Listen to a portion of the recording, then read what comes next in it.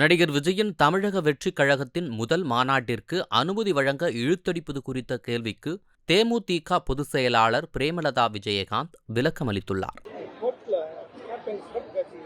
ஆமாங்க. ஆமா, அன்னைக்கு அது நான் சொன்னேன். அந்த ஏஐல கேப்டனை கோட் திரைப்படத்துல வந்ததுக்கு நன்றி சொல்ல வந்தாங்க. அதுக்கு மனப்பூர்வமான வாழ்த்துக்களை நான் தெரிவிச்சிருக்கேன். இன்னைக்கு படம் ரிலீஸ். விஜய் அவர்களுக்கும் அந்த படக்குழுவுக்கும் என்னுடைய வாழ்த்துக்களை நான் தெரிவிச்சுக்கிறேன். ஒரு ஸ்பெஷல் ஷோ நாங்க உங்களுக்கு காமிக்கிறோம்னு சொல்லியிருக்காங்க.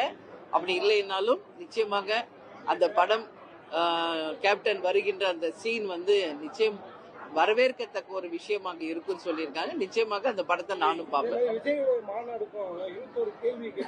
ஆமா,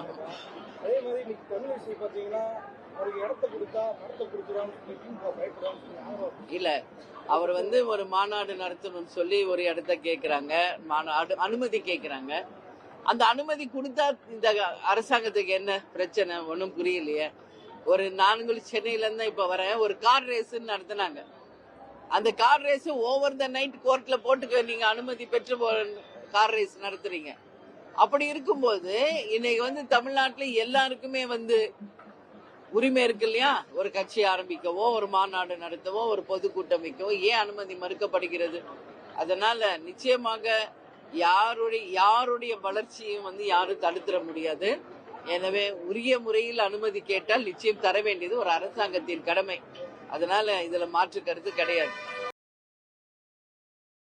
செய்திகளை உள்ளது உள்ளபடி தெரிந்து கொள்ள ரெஃப்ளெக்ட் நியூஸை சப்ஸ்கிரைப் பண்ணுங்க.